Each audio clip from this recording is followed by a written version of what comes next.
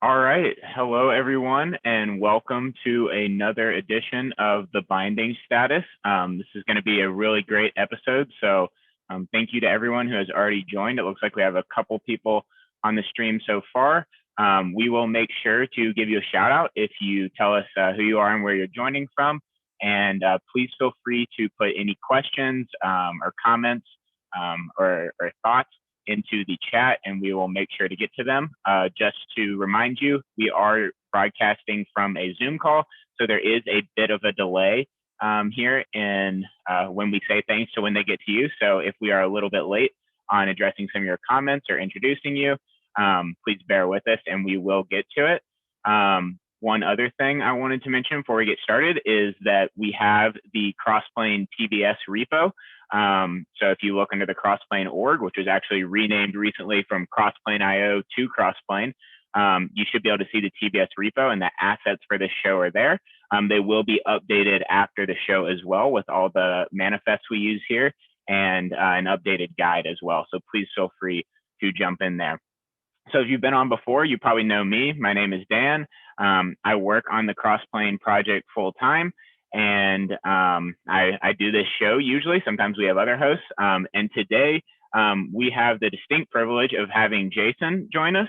Jason is a maintainer on the Cluster API project and is also just a big part of the Kubernetes community. So we are really grateful and excited to have him on the show today.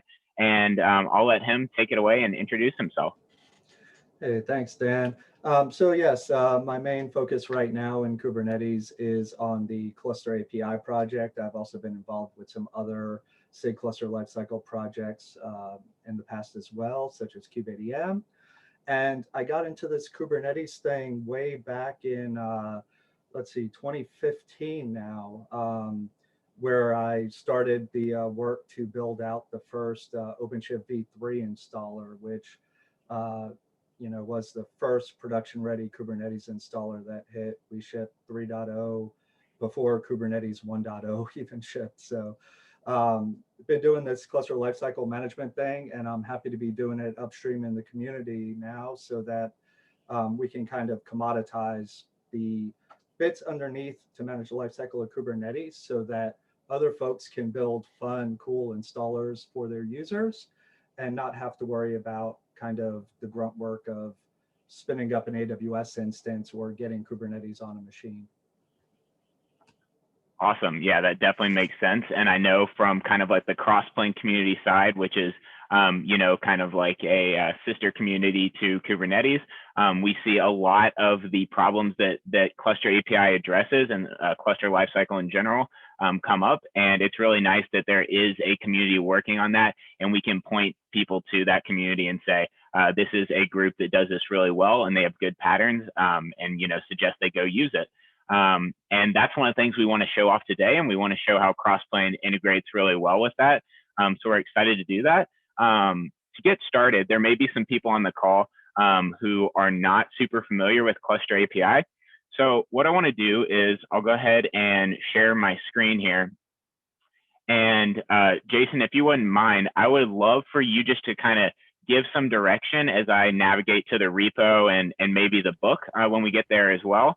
To talk a little bit about what Cluster API is, and if there's any kind of documentation you want me to show explicitly, then feel free to let me know, and I'll navigate to that.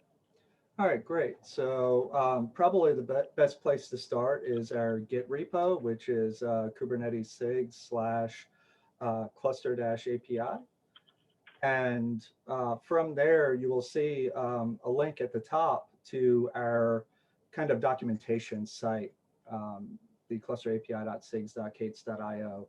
And the doc site that you're on right now is actually the docs for our current release, which uses the V1 Alpha 2 API types. But today, we're actually going to be demoing what's upcoming in our new release. So if you actually prepend that URL with master, that will bring you to the currently unreleased version of the docs. So I don't recommend anybody actually run this in any type of production or real scenario. because we're still shaking out the bugs as we work towards our release early next month. But this is kind of the current work in progress docs for what we will be showing off today. And please keep in mind that they're still in the process of being worked on. So if you do take a look at them, there are definitely some known shortcomings. Like I don't think we really actually document the control plane provider, which we'll be showing today, but this is our go-to for where to find all the information you need about Cluster API. Awesome. That's super helpful. And I really want to emphasize that. So I was going through initially kind of the quick start here, which is similar to the kind of workflow we're going to go through in this demo today. But Jason, since he is obviously very familiar with the Cluster API project, helped me out with the guide there. And we're using all those new V1 Alpha 3 types that he mentioned. So there's not even documentation yet for a lot of this stuff we're going to be doing, which is super cool because you can use this as a reference. And as I mentioned in the TBS repo, we'll make sure to have good documentation on this guide as well as all the manifests we use. So if anyone's looking to get started with that, we can definitely point you to there. I'm sure we'll tweet out a link after this show as well. And before we jump into the demo, it looks like Jason's already been welcoming people in the chat, but I just wanted to call some people out who have joined. So Marcus, who is maybe our most faithful listener, he also works on the Crossplane project. He's one of my coworkers, and he is joining from New Jersey. So we have some East Coast representation along with Jason. Jared, who is one of the founders of the Crossplane project, he is joining. So thanks for joining, Jared. I believe he's in San Diego. Phil, who does some work on Crossplane, is joining from Seattle. And Jim, who I've interacted with some in the Kubernetes community, has hopped on. So thanks for joining, Jim. And it looks like y'all have referenced it in the Cluster API Slack channel, which I probably should have done before the show got started. So thanks for picking that up for me. And Steven does a lot of work on our UI schema for Crossplane resources, which allows you to kind of like render them in a UI and show the necessary fields and that sort of thing. So thanks for that awesome work, Stephen. And he is joining from Florida. So it looks like I'm the only one in the middle of the country here. Well, I think Jim might be from the Midwest as well, but we're happy all of you are here. Anyone else who continues to join, I keep seeing the viewer number go up. So please feel free to introduce yourselves. And with that, I think we can go ahead and get started. So I'm going to pull up my terminal here, and let me see if I can make this a little bigger here, because that's always a complaint that we get, that it's a little bit small. So if I forget to do that in future episodes, please remind me. And I also want to pull up this guide that we're going to be walking through. So as you can see, I've got some changes here that we need to push upstream. But we are going to be going through this guide essentially to give you an overview of what we're going to be doing. Is we are going to install Crossplane and install the Cluster API components. And then we are going to provision a network and an RDS instance using Crossplane. And then we're going to spin up a Kubernetes cluster on AWS. So this is not like an EKS cluster. This is actually, a bunch of EC2 instances that are being bootstrapped with kubeadmin. And Jason will definitely give some more information on that, as he's super knowledgeable about that. And then when we go through that, we are going to take the kube config for that cluster that Cluster API has spun up. We are going to inject that into our Bootstrap cluster, which we're just going to be running with Kind, and create a Kubernetes target that points at a secret that has that kube config encoded. And that's basically going to allow us to then schedule workloads to those to that Cluster API cluster that we spun up. So it will probably become a little bit more clear. And like I said, this information will be available afterwards, but there are a lot of moving pieces here. So please feel free in the chat to say, stop and touch more on this. But we will, of course, mention everything that's happening as we go through it. So first thing I want to do here is create a new Kind cluster. And we'll just call it Cappy. And it'd probably be good to mention that one of the reasons why we're using the Kind cluster today is because with the Cluster API v1 Alpha 3 changes that we put in place, we now require a minimum version of Kubernetes 1.16 for our management clusters only. We can manage other Kubernetes versions, but the management cluster itself needs to be at least Kubernetes 1.16 to support CRD v1. Yep, definitely. And that's a great thing to bring up. That's actually something I ran into and Jason helps me out with while we were preparing for this. So as those that are familiar with Crossplane know, it's a long running controller. So we're not just bootstrapping new clusters, we're managing clusters, managing their life cycle, managing workloads and managed services. So definitely would want a production ready cluster running with Crossplane in it. And in this case, cluster API as well. But today we will use kind, which will work fine for our use case here. So I'm going to set my kube context to that, and we can just make sure that everything is running fine in kind.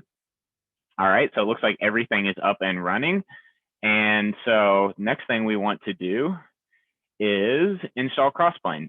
So as I'm sure that those who have watched the show before know, all this information for installing Crossplane as well as the different stacks, which is how we enable different providers for Crossplane, is available on crossplane.io. So I'll point to this real quickly here.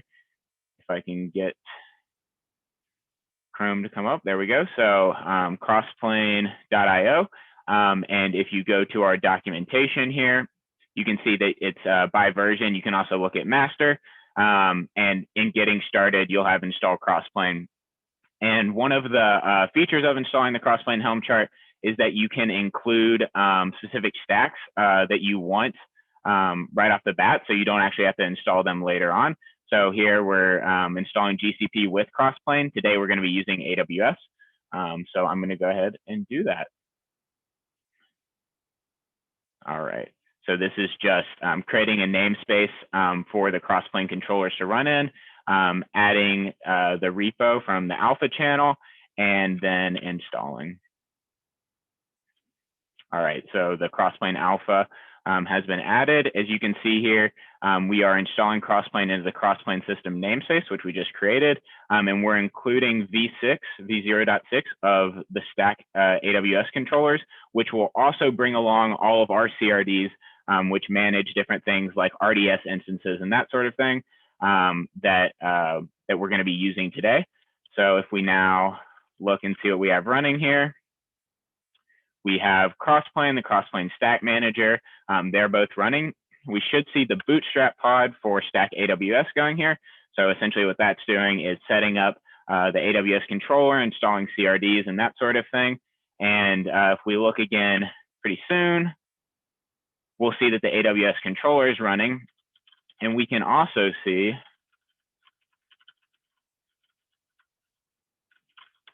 that we have different AWS specific custom resource definitions. So things like EKS clusters, IAM roles, network resources, S3 buckets, etc. And then we also have some things like cluster stack installs, which are inherent to core Crossplane. And that's how you bring along different stacks. We're not going to touch on that too much today, but just to let you know, all of these things are getting installed along with the Helm chart. All right, so in order to use any cloud provider, you obviously have to be able to provide credentials to authenticate to that cloud provider. We have a number of different scripts to do that. We just need to create our AWS provider today after we've installed the stack. So I have this script to do it. I'll briefly touch on what's happening. Essentially, we're just pulling my AWS credentials from my local profile and base64 encoding them, putting them in a secret, and then referencing them with our provider object. So this script, as long as you have the AWS CLI installed on your machine, should work for you. So we have this here, and if you clone this repo, you should be able to run it.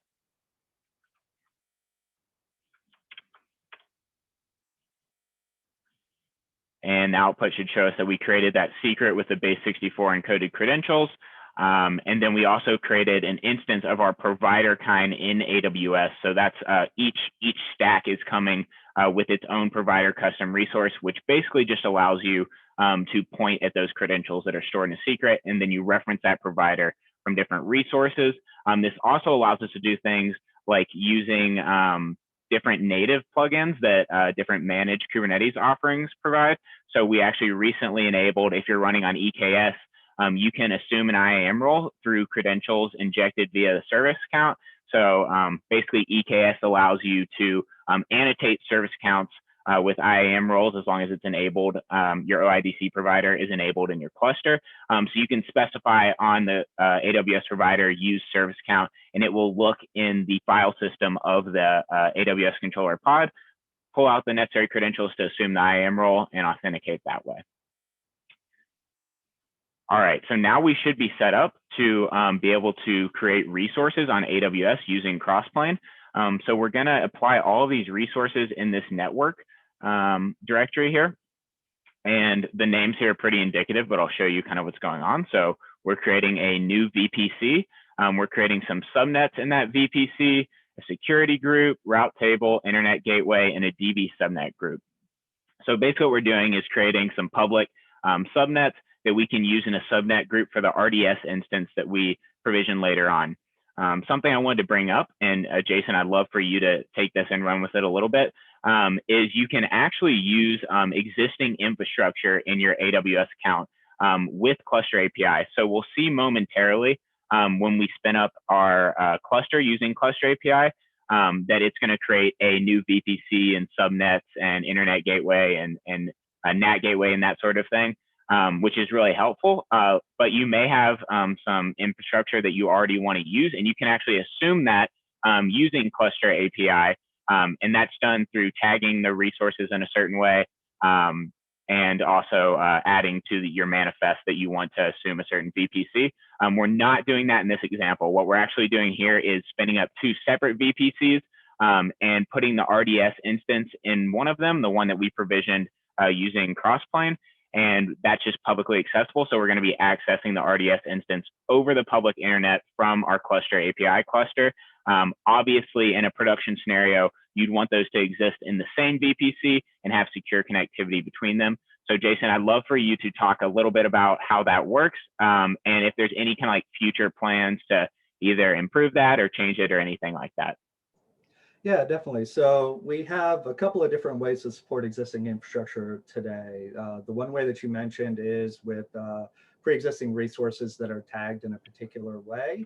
And the idea there is that if somebody can match the tagging that we expect, then we can basically just adopt that infrastructure and continue to use it. However, for that to actually work, you have to pretty much match the exact kind of architecture that we expect for Cluster API today. We have another way which you can actually specify existing IDs for VPC and subnets to use for the infrastructure. However, that has a couple of limitations today that we hope to improve in the future. Mainly that you can only deploy to private subnets. So, you know, you can't actually adopt a public subnet. And by public subnet, we mean one that's attached to a internet gateway versus a NAT gateway. So if the subnet is attached directly to an internet gateway, we won't allow individual machines to be spun up in there for Cluster API today. And that's one of the snags that we hit when trying to use the existing infrastructure for this demo. But you know, if you are looking to adopt the infrastructure and want to use pre-existing infrastructure, please do try it out with Cluster API, and please let us know what issues you hit and what scenarios you are looking to support that we may not necessarily support today, because it is a use case that is important to us for the future. Definitely. And I just wanted to point out, yesterday you pointed me to, and I think the PR is still open.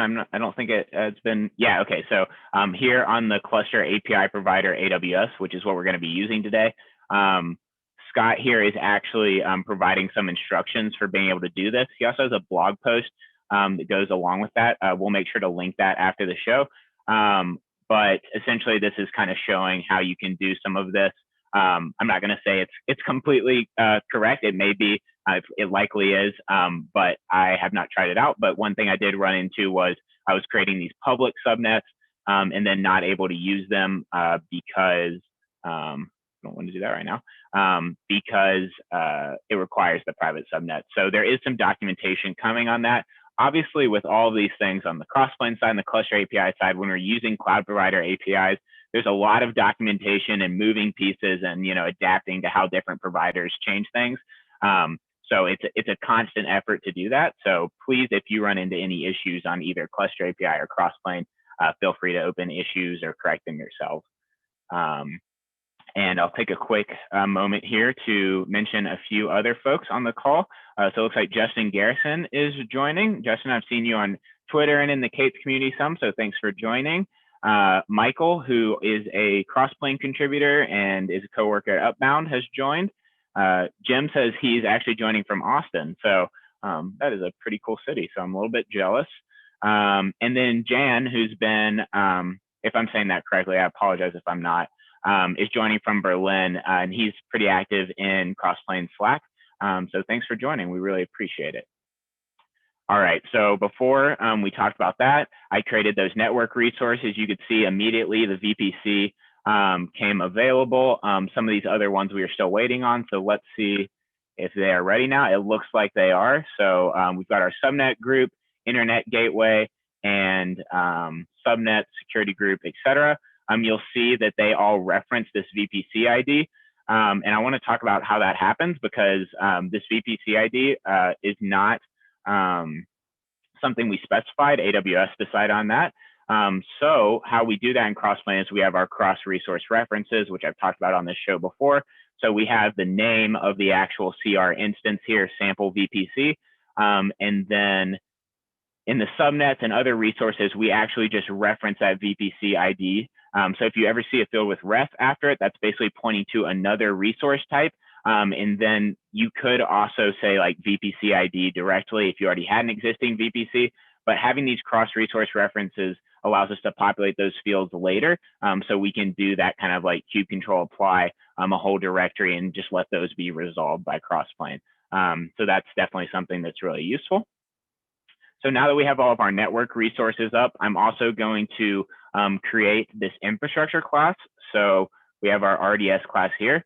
So creating this is not actually going to create an RDS instance. It's basically, I'm just going to say this is a configuration that we want to be able to create RDS instances from.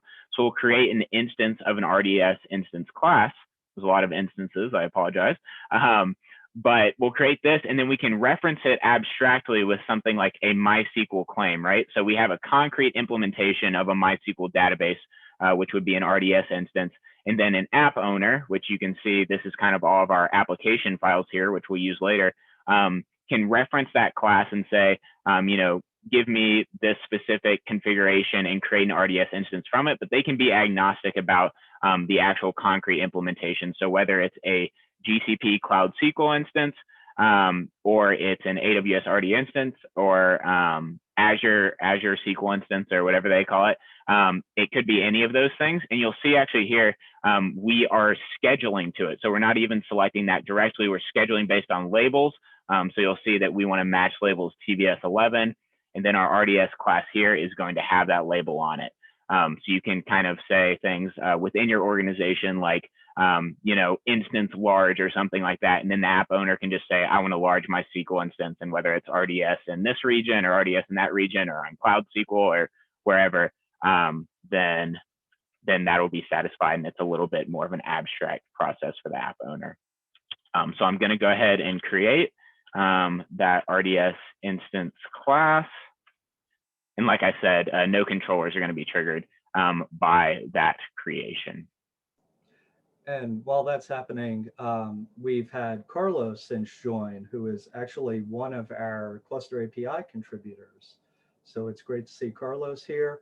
And while I'm thinking about it, Justin, if it wasn't for his co-authoring of cloud native infrastructure with Chris Nova, a lot of the work in cluster API would likely never have happened.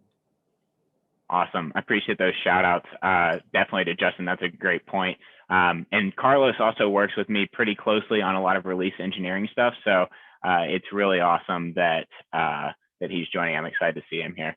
So now we're going to get started with cluster API specific things.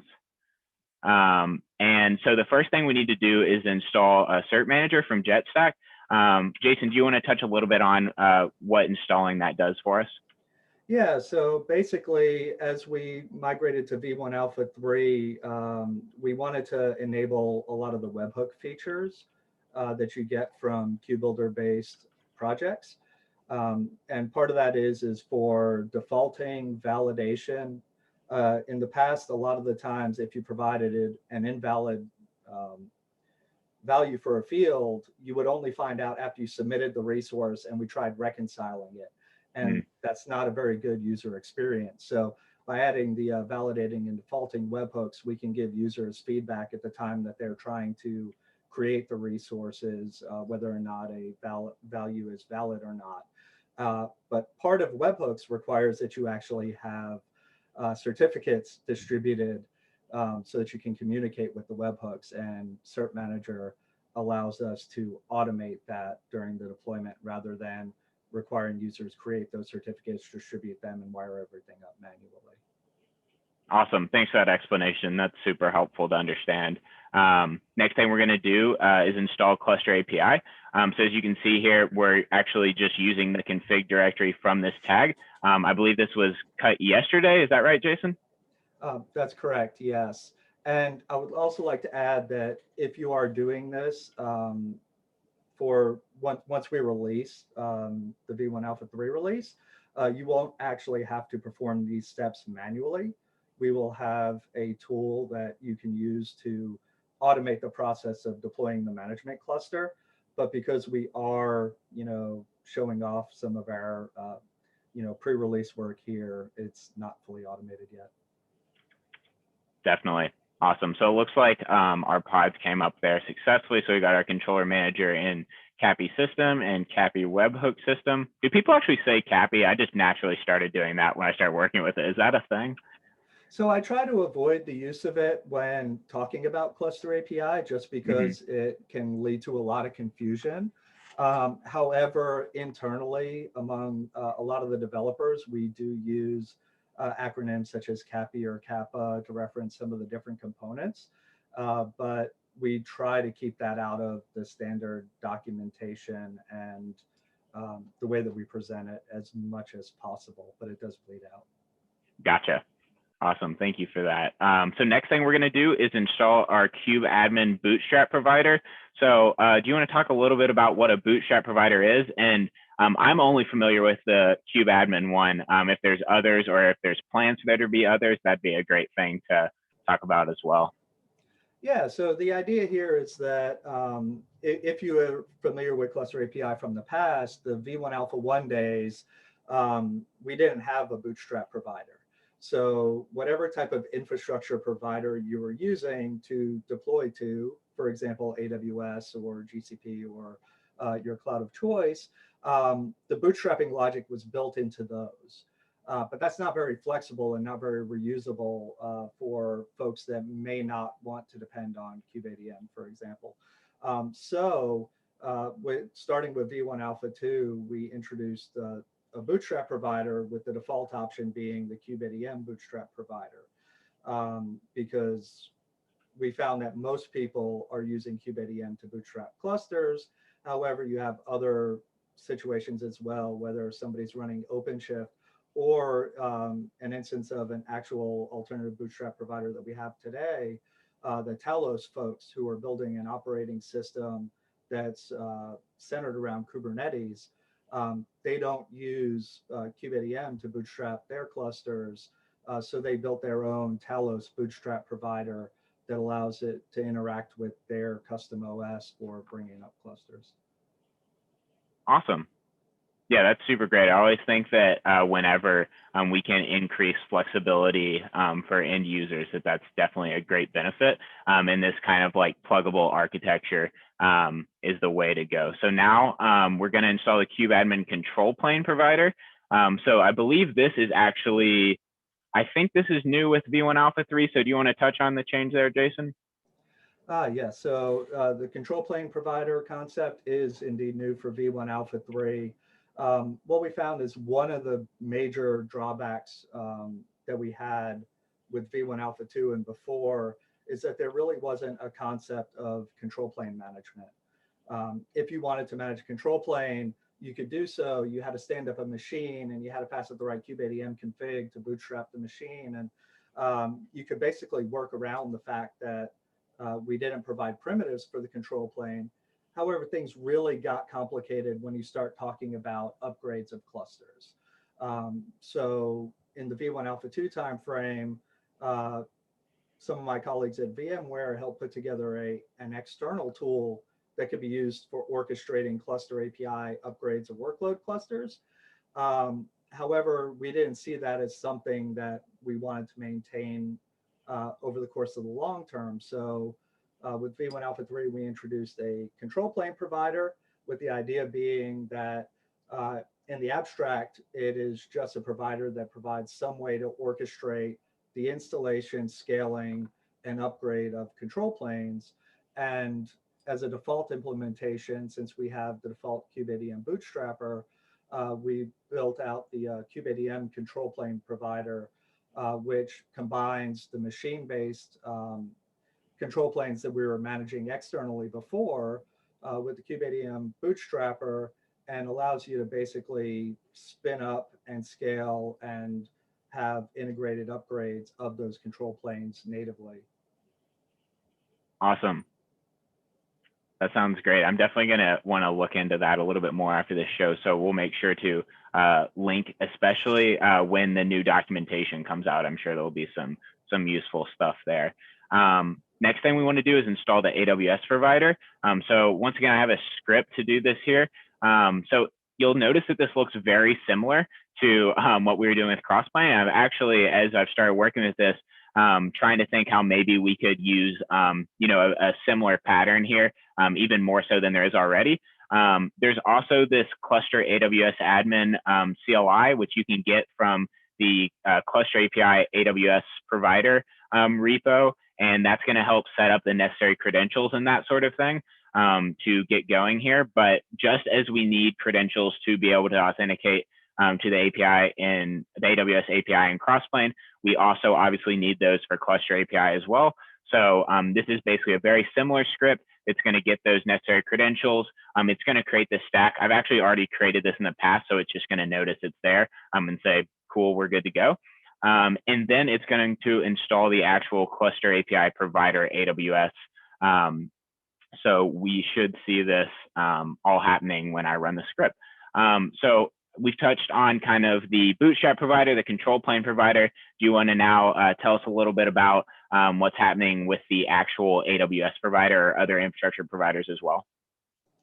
Yeah, definitely. So at the core concept, the infrastructure provider provides a couple of different things. One, it provides underlying shared cluster infrastructure that you need for operating the cluster. So in this case, since we'll be creating the VPCs and subnets and all of that, it creates the VPC subnets, an internet gateway. If we were for a public subnet, it creates a NAT gateway for the private subnet, and it'll also create an ELB load balancer for the control plane. And then on the machine side, it'll actually create any AWS instances that we need to be able to stand up both control plane and worker nodes for the cluster. And to go back a little bit on the cluster AWS ADM, the stack that it's setting up sets up a few things. One, it sets up limited roles that can be used for a couple of different purposes. One, for bootstrapping cluster API. So it'll create a role based around everything that you need to be able to bootstrap and get the AWS provider running for cluster API. But it'll also create individual roles and instance profiles for the control plane machines and worker nodes to try to keep the amount of access that we expose to the instances that are running in your cluster to the least amount of credentials that they need to be able to operate. Right. And that was super helpful for me when I was getting started, that it just kind of like says, these are the same defaults you want, but you can also use your own instance profiles and roles and that sort of thing. So once again, making an easy user experience while also allowing it to be customizable to whatever fits your needs. So another thing there that I appreciate with the design of Cluster API.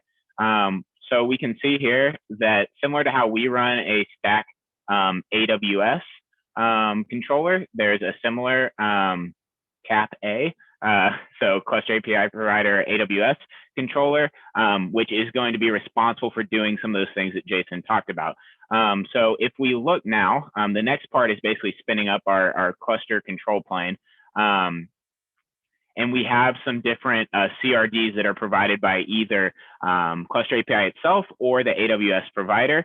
So you'll see here that we have basically our cluster CRD, which looks like it ties together our infrastructure and control plane. So you can see that we have our AWS cluster, which is being referenced here, as well as our kubeadmin control plane, which Jason was talking about earlier. So it's going to bring these things together to be able to essentially create all the necessary components that we need. So as he mentioned, like a VPC, a NAT gateway, et cetera.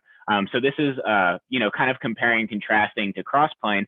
It's basically saying this is a conglomerate unit here that we're going to create all the necessary things to make this kind of like abstract goal of having a control plane running on AWS. We're going to make all of that really simple, and you just need to tell us, what kind of infrastructure you want. So the AWS cluster here, and then how you want to bootstrap that control plane.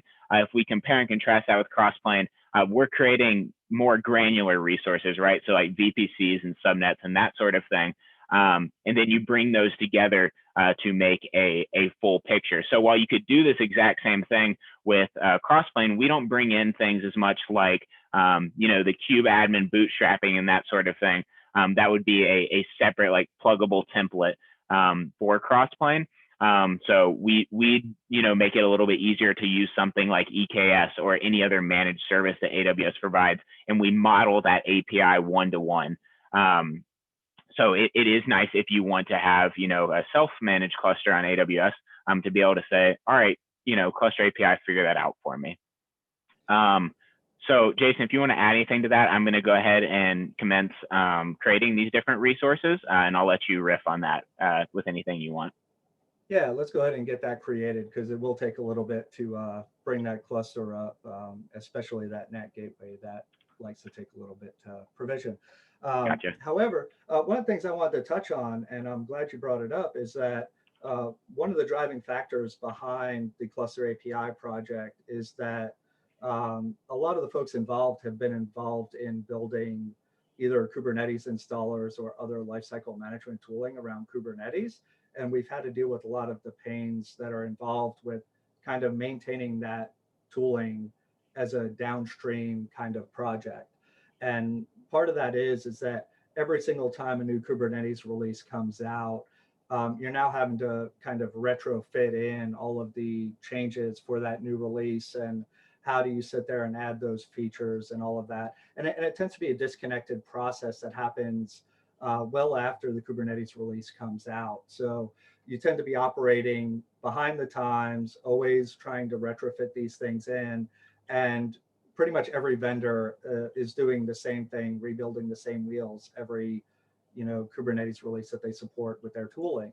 The idea with Cluster API is we can build out the common substrate that all of these other tools can then use, and then you focus more on the differentiators for your specific project or product, and not necessarily on the same backporting those features sort of thing. And it's really nice because we're actually working now on integrating Cluster API into the test signal for Kubernetes releases. So as a new Kubernetes release comes out, we are now tied into the release informing jobs, with the idea that eventually Cluster API will actually be part of the release blocking jobs for Kubernetes releases. So we know that as every single new Kubernetes release comes out, that it will be supported by Cluster API, and it's not this, kind of game of catch up all the time to make, Kubernetes Next work with it. Yeah, that's a great point, and I really appreciate you bringing that up as I'm on the CI Signal team, so we're responsible for managing all of those dashboards. So I've seen cluster API stuff start to sprinkle in there, and even done some troubleshooting with some of the informing boards and that sort of thing. So that's a great point to bring up, and it's nice that something like this has such tight integration, right? That's going to make it easier to keep it lockstep with Kubernetes and make sure it's compliant. So it looks like we're still, oh no, now we've gone from provisioning to provisioned, and you'll see we've created a VPC. So now we have two different VPCs. We're both in US West 2, but we created that one VPC with Crossplane and then its corresponding network resources. And then we're provisioning some other resources in this VPC, this VPC from Cluster API, such as the NAT gateway and a couple other things like subnets and that sort of thing. As Jason mentioned earlier, we need private subnets. So it looks like that we are pretty much ready to go here. It looks like we're still waiting on our control plane actual node to come up. Is that right, Jason? Yes, and one of the things you can do is you can modify that kubectl get that you have there and just do kubectl get cluster-API, and that will show you all of the cluster API resources. Um, and you should see Awesome. here now that that machine that's being spun up by the control plane is in a provisioning state. And you can also see in the output that you have there in the bottom for the control plane itself. Mm-hmm. You know, it does have replicas there. So if we decided that we wanted to build out additional replicas for the control plane, you can actually just use the kubectl scale command, and Oh, it would add the additional replicas to the control plane for you. awesome. That is super cool. And Jason actually brought that up before about this using this cluster API group and suggested we add that to Crossplane, which we definitely should, especially because as you have like these granular resources being deployed, especially from the kind of infrastructure admin persona side, it's really useful to be able to group all those resources and look at them together. All right, so we have our control plane up and running, and this command right here, which is taken straight from the Cluster API docs, is going to allow us to connect to that control plane. So you'll see here that I've actually done this before, so I'm going to go ahead and delete these. They would be overwritten if I didn't, but I'll delete that and that because we'll create them momentarily. But basically, this is just going to generate a kube config for us to be able to talk to the control plane. So as you'll remember, our current context is set to the kind cluster. So if we do something like kube control get pods, we're looking at the pods in our control cluster, bootstrap cluster. So now we're going to generate our kube config. So if we look back over here in the directory, we have our Cappy quick start kube config. Call it Cappy again. I'm sorry. And now, before we deploy Calico, which I'll let Jason talk about that in just a minute, I just want to show that we can look at our control plane. I think Or we're maybe still not yet. waiting for that machine to finish coming Gotcha. up. Gotcha. And that the first machine takes a little bit to come up, mainly Mhm. because, well, in addition to actually having to bootstrap the kubeadm init, pull down all of those pods and all of that, what it also has to do is it also has to wait for the DNS to propagate for the ELB as well, which is one of the more time-consuming spots for the initial cluster bring up. And once that's up, then you'll actually be able to, there it goes. Yeah, there we see. Yeah. Awesome. I will say that it's still faster than starting an EKS cluster. So you can take that to the bank. And we can also get our nodes here, and you'll see that we just have this master node. So we haven't created any workers yet, and it's not ready. So we will go ahead and wait on that, and it should be ready very soon here. It won't actually become ready until you deploy the CNI. Right. Good And call. going to why Calico, basically, when we go back to when we started the AWS provider and started doing a lot more of the work around Cluster API, at the time I was with Heftio, and our Heftio Quick Start and our recommendation from Heftio was to use Calico as a CNI provider So that's kind of why Calico is baked in as default for the quick start. We Mhm. do have plans in the future to make it easier to use other CNI, but it is nice to have a CNI that provides not only networking but also policy as well. And that's Definitely. summed it up. Yeah. That's a great point. It looks like it's coming up here. And yeah, Calico does some great things. So you'll see that once Calico, the nodes and controllers get running there, that we'll see core DNS pods coming up as well. So it looks like they are all running now. So we should be good to go ahead and create some worker nodes. Indeed, and that node should be showing ready now as well. Gotcha. We'll take a quick look here and make sure that it is. I'm sure that it is. So there we see the control plane node is ready, and it wants some workers. All right, so next we're going to be creating the machine node here. So we can take a quick look at the manifest here. So it's a machine deployment. It looks like we're referencing that cluster that we created earlier. And there's also some match labels policies here as well. And then the machine template looks like it's providing our actual config for the type of EC2 instance that we're going to spin up, as well as the instance profile, which you'll notice when we looked at that CloudFormation stack that was created by Cluster AWS admin, that we actually created this IAM instance profile. So we're going to use that here. The key name here is actually, I just created this beforehand.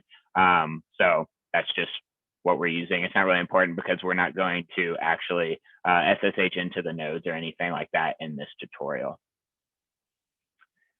Yeah, and one of the things, so if you go back to like the V1 Alpha 2 version of the AWS provider, by default, we would spin up a Bastion instance in the public subnet. And the way that you could basically remote into the machines to troubleshoot any issues, you would basically have to tunnel your SSH through the Bastion into the individual instances. We're now migrating away from that towards recommending using AWS Session Manager for accessing instead. So that actually removes the use of our need for the public subnet at all, but it does introduce some new IAM requirements that we didn't have previously. Awesome. All right, so it looks like that is scaling up for us. So pretty soon that should become available, and we'll see that the node will come up as ready when it does. While we're waiting for that, we basically have our cluster ready to go here.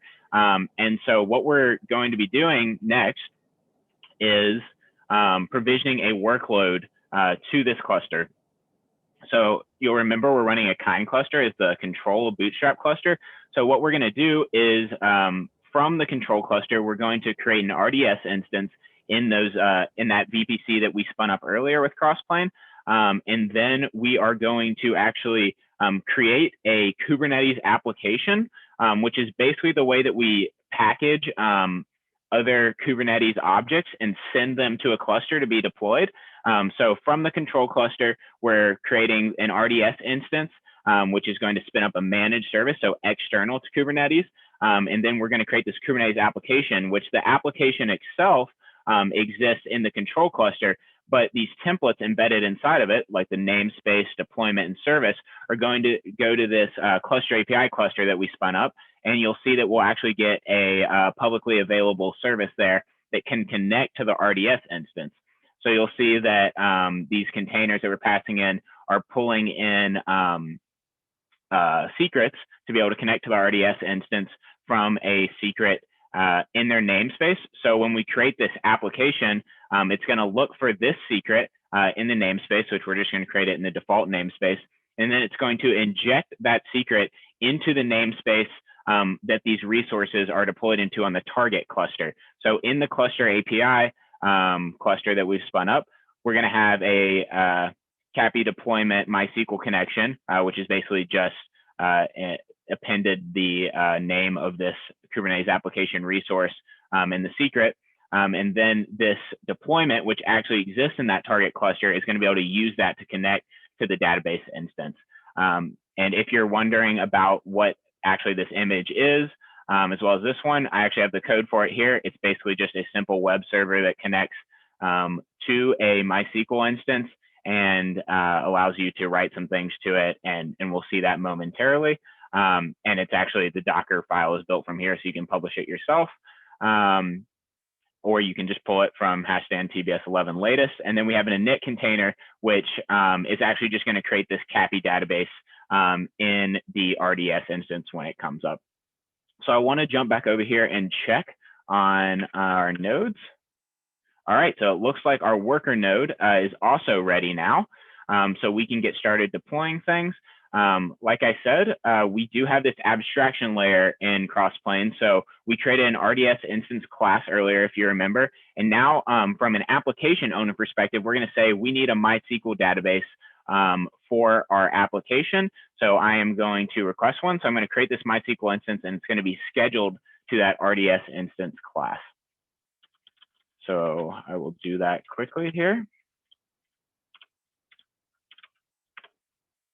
And we could actually create this MySQL claim at the same time as our application if we wanted to, and it would wait for the secret to be available and then create it so that the container can talk to it. But I kind of want to show what's happening in the intermediate here, so I'm going to do them separately. So this is just a claim, right? So it's going to reference that class and say, use this class to create an actual instance of an RDS instance.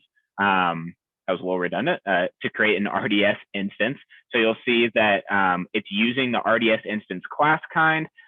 It's using a class name. So that's the name that we saw on our RDS instance class we created earlier. And then it's created an actual resource. So as I mentioned earlier, you can also statically provision an RDS instance, which would look like this. So instead of an RDS instance class, we have an RDS instance with a spec instead of a spec template. So if we had created this resource, it would immediately create an RDS instance. But since we're using the class, it's going to use that class to create an instance at claim time. So now if we look into RDS instances, for which we did not have any before that claim was created, we'll see that there's one and it's creating, and we have pretty verbose status on all of these. So you can see things like that it resolved references to other resources, because we're using cross-resource references here to the VPC and that sort of thing. You can tell the status of it as well as the status that AWS gives us. And then you can tell that the last reconciliation was successful. So over time, this is going to become available. RDS instances usually don't take too long. I also want to show what the MySQL claim looks like. Well, we showed this earlier, but if you look at it, you'll see that its status is that it is not bound yet. So when the resource comes available, this MySQL claim is going to become bound to it. And the important thing that happens there is that connection secret is propagated. So I want to look back at our RDS class here. And we have this field, write connection secrets to namespace. So when it creates a new RDS instance, it's going to create a secret in the Crossplane system namespace. But all of our resource types and classes are cluster scoped, right? And we want our applications to run in our namespace scope. So this allows you to kind of separate your cluster into different application teams and that sort of thing. So when they create a claim for an RDS instance, this is a namespace scoped resource. And so what we want to do is we want to propagate that secret that we wrote to the Crossplane system namespace into the namespace of the claim, which is also where our Kubernetes application is going to be created and then injected into the target cluster. So this is a lot of stuff that's happening here, but it's all described in our documentation, especially in the concepts section. So feel free to check that out. Let's look and see if our RDS instance is ready. Looks like it's still creating. We can go ahead and move ahead because, like I said, it will wait to provision that until it is ready. But what we need to do in order to be able to create the workload on the target cluster is we need to encode the kubeconfig that we got for that cluster into a secret, and then create a Kubernetes target, which is a Crossplane CRD type that references that. And basically a Kubernetes target just exists to point to connection information to a Kubernetes cluster, whether it's managed on something like GKE, or it's something we spun up with Cluster API. And then once again, with these labels, Kubernetes applications get scheduled to them. So you'll see our target selector here has a TBS 11 label. So that means it's going to look for, in its namespace, a Kubernetes target. And if it finds one with the necessary labels, then it's going to be scheduled to that. You can also just not provide any labels and it will pick one at random. All right, so what we want to do first is create this secret, which is encoding that kube config. And next we'll create our Kubernetes target that points at that secret that we just created.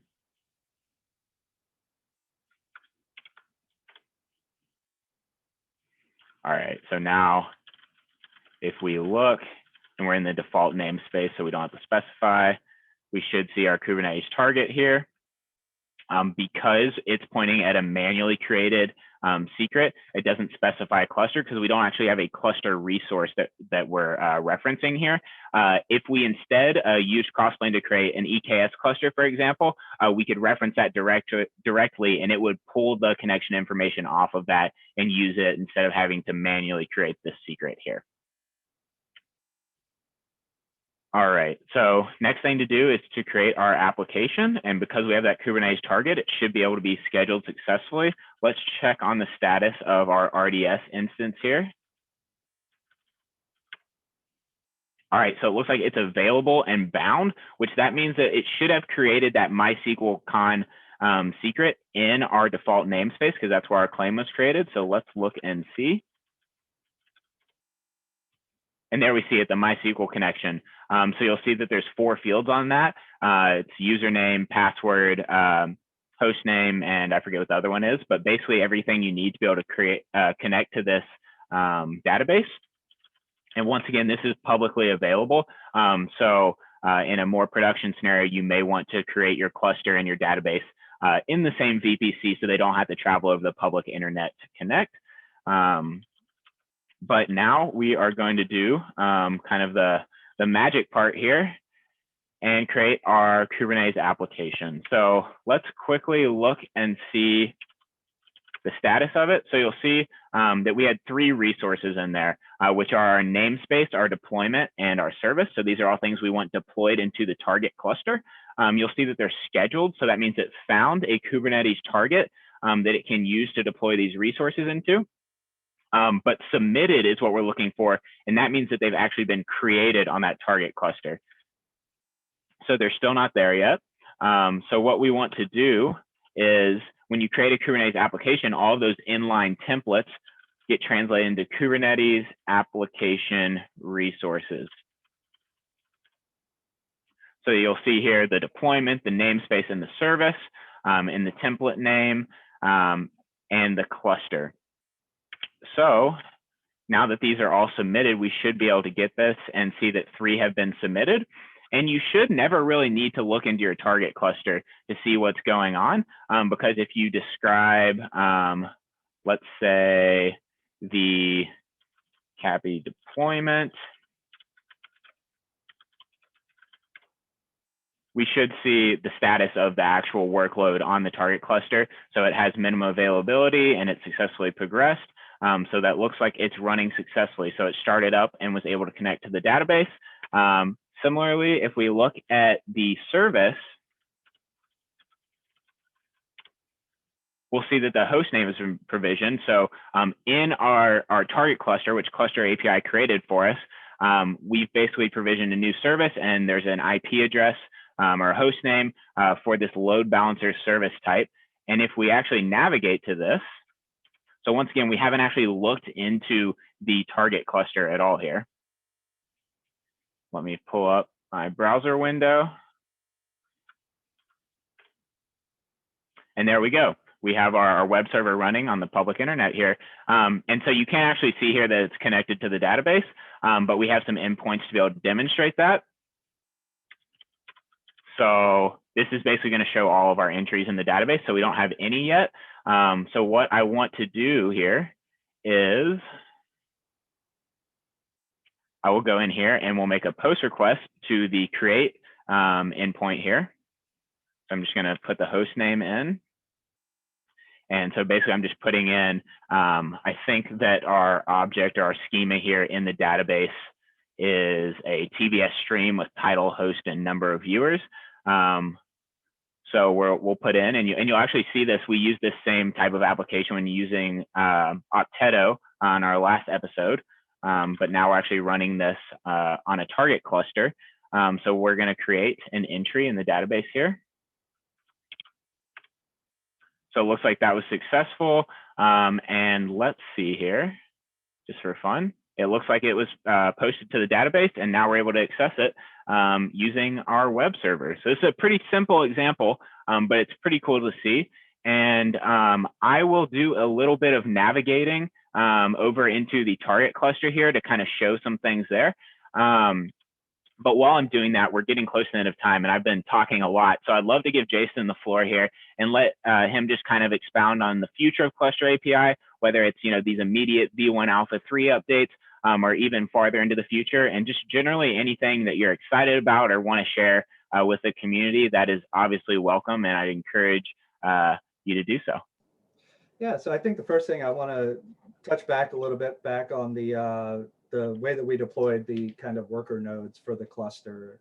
We kind of glossed over it real quick, but we have the concept of a machine deployment, which is somewhat analogous to a deployment in Kubernetes proper.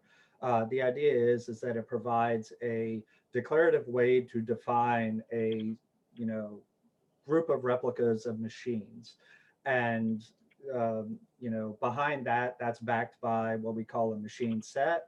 Again, somewhat analogous to a replica set in Kubernetes that then manages multiple machines, with the idea then that if anybody sits there and modifies their machine deployment, we now have a way to orchestrate an update of that declarative change to a new machine set down to new machines, but then also give the ability to roll back to the previous machine set if you do encounter issues. Whereas if we didn't have that kind of layered approach, it would be much more difficult to roll back because you would have to recreate the exact config that you had previously in order to roll back. Now, that out of the way, we're delivering a lot of cool stuff in V1 Alpha 3. Obviously, the control plane provider that we demoed today, but we're also rolling out a new tool of a new version of our command line tool, Cluster Cuddle, that is used for bootstrapping management clusters. And there's also some work being put into better templating of some of the various different provider-specific cluster definitions that we've had previously. So it's a lot easier. It'll be a lot easier to actually stand up new workload clusters against a management cluster as well, without having to copy and paste YAML and modify fields and all of that fun stuff. But beyond this release, we have a lot of work going on to solidify our types. We've been soliciting API review feedback from a lot of Kubernetes contributors, with the idea that we want to sit there and do everything in our power to improve the API that we're exposing to users before we move from alpha types to beta types, because we really want to give users the support lifecycle that Kubernetes offers around its API types as well. We don't want to sit there and break expectations when we go to beta that we're not going to support it for at least as long as Kubernetes supports beta resources, and a much better guarantees that those types are going to persist, rather than right now where the types are only good for a particular release that we have out, and then when the new release comes out, you have to adopt those types. We do our best to migrate or upgrade those types using conversion webhooks, but still, it's nice when you can have those types last longer. So we're trying to do whatever we can in our power to rectify issues from API review, and any changes that we've seen based on user feedback to try to get that in place so that we can start working towards beta and beyond. Awesome. Yeah, I really appreciate that kind of like commitment that y'all make, which is similar to the entire Kubernetes community to supporting those beta resources. And it really instills a lot of confidence in end users to be able to, say that you're not going to pull something out from under me while I'm using this in production in my organization. So I think that, at the expense sometimes of moving fast, that hard and fast commitment to saying, we're going to support that is really valuable. So I appreciate you sharing that. While Jason was talking, I kind of navigated around and showed a few different things, including our requests getting logged in the logs of the pod running on the target cluster. And then I deleted our Kubernetes application. And you saw that then the pod and the service and the namespace were then cleaned up in the target cluster. I then deleted our claim for our RDS instance. So you'll see that our RDS instance is now being deleted. So the way that that works is with a claim or a resource, we have this field that is the reclaim policy. So this basically means that if the claim is deleted, how to actually behave on the instance itself, because you may want to persist the instance even though it's not being used by a specific claim anymore. Since our RDS class has a reclaim policy delete, then when we delete our MySQL claim, then it's going to also clean up those resources and get rid of that RDS instance. So we're pretty much to the end of our time here. So let me jump back over to just our faces here instead of me sharing. And so first I want to say, Jason, thank you for coming on. This was probably our best show yet. I say that every time, so I'm sure our old hosts get offended by that, so I'm sorry. But it was really great to have you on. I appreciate you taking the time to both join for this hour as well as all the preparation leading up to it. And also from the whole community, I want to express my gratitude to Cluster API, the work your community does, as well as you personally do, because it's really making it a lot easier to spin up these new clusters on cloud providers or really anywhere.